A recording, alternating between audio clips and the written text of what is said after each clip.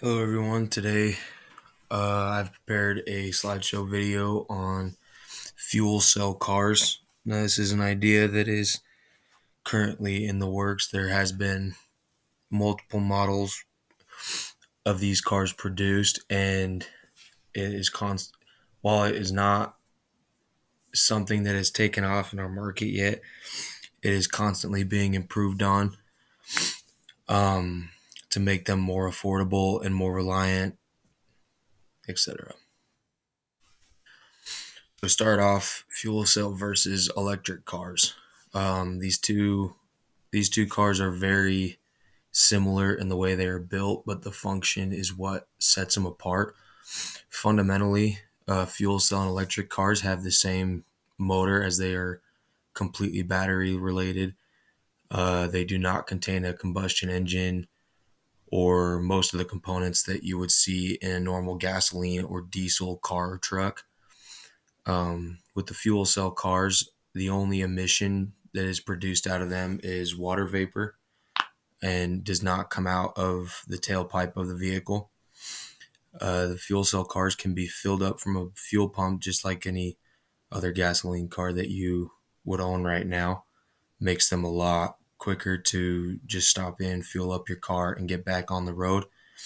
And fuel cell cars can actually run about 300 miles per tank on average, while electric cars only run about 200. The cons to the fuel cell cars is they're not totally green, and it mostly comes from the production of hydrogen fuel. It does require a good amount of emissions in order to produce a hydrogen fuel that the fuel cell cars require. And the fuel for these electric cars are only about 60% effective at the moment. Like I said, they're all being refined and improved upon. Going over to the electric cars, fundamentally they're the same type of motor as your fuel cell. You're running completely off battery in order to produce rotation for the vehicle to move. Again, no emissions from the tailpipe. Electric cars run completely on electricity. There's no need for any type of emissions. And at their charging stations, they pull electricity right off of the grid. There's no outside source or any other way that they need in order to get their power.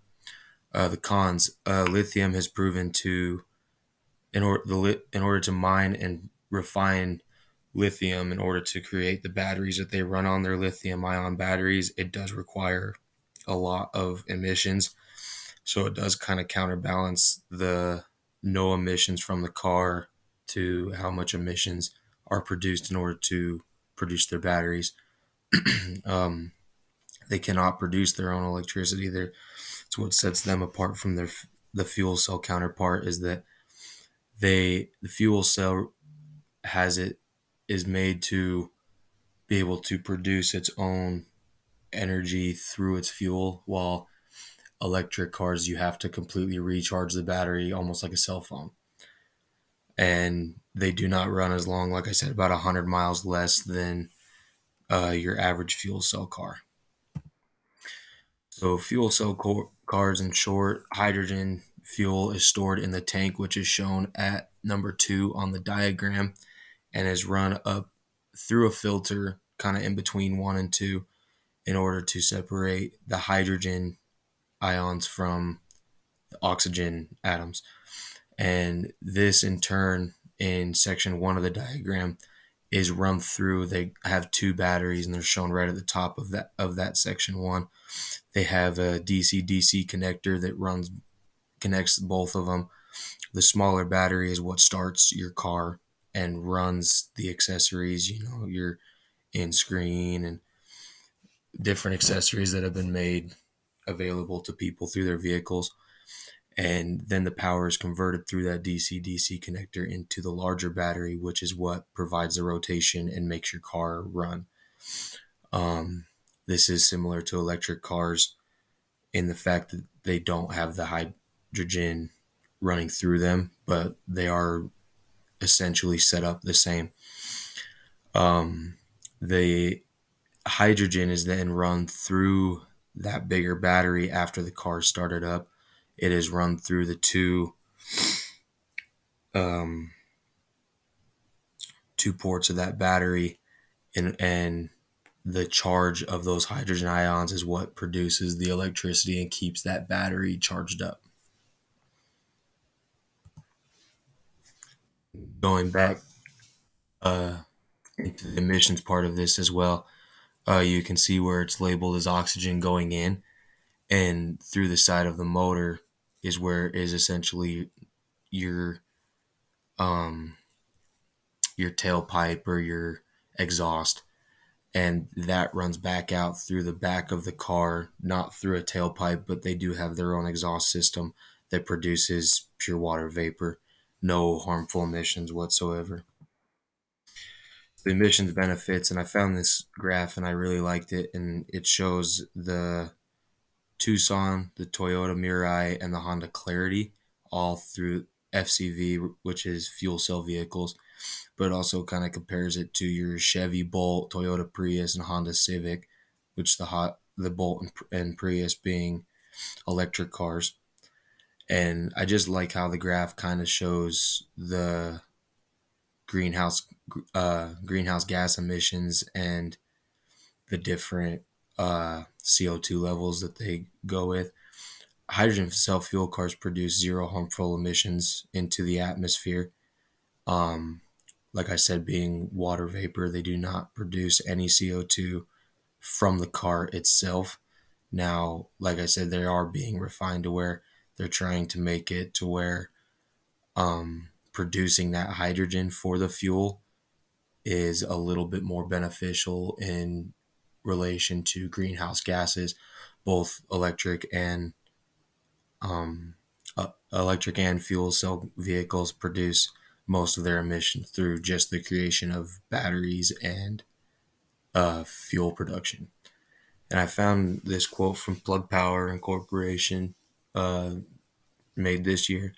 It says eliminating the cost associated with handling and storing toxic materials like battery acid or diesel fuel. In fact, when fueled with pure hydrogen, the only byproduct are heat and water, making our products a zero emission sustainable power source. So this is just talking about the vehicles as a whole. Um, you the vehicles eliminate the need for switching out batteries and storing toxic waste like fuel and oil and stuff that you get from gasoline cars that are constantly having to have parts switched out, etc. I think that this is a good view on how in the future fuel cell and electric cars will be a benefit to just your standard passenger cars. There hasn't been a whole lot on how it will affect bigger vehicles, your diesel trucks, your rigs and stuff like that that require massive amounts of power to haul the tons of pounds that they're hauling around. But I think that's something for later down the road. But for just the commuting and family cars and passenger cars, this would be a great opportunity for us to start testing out and hopefully lower our carbon footprint through our vehicles. Fuel cell vehicles currently on the market include the Toyota Mirai, the Honda Civic and Clarity, the Chevrolet Colorado, and the Porsche Panamera. Now, this isn't the only cars that are on the market right now, but it's a good mix of the different types of vehicles that are currently being switched over to fuel cell. And I included Chevrolet. Chevrolet has made their, for this year, they've made their focus point on electric EV and FCV cars.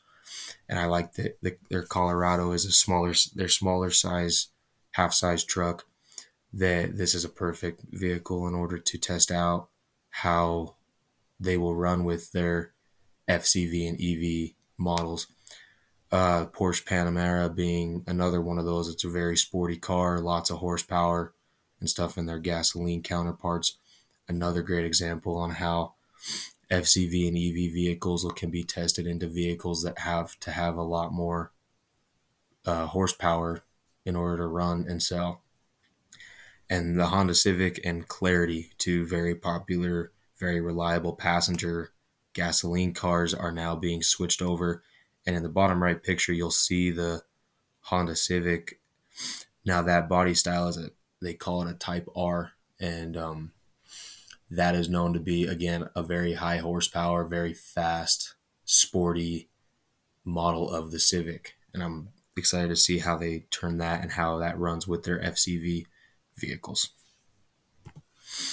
Bibliography, this is where I pulled all of my information from. Most of my graphs, the quote came from one of these sites, and I think that they explained their topics very well, and I was able to pull a lot of information from them.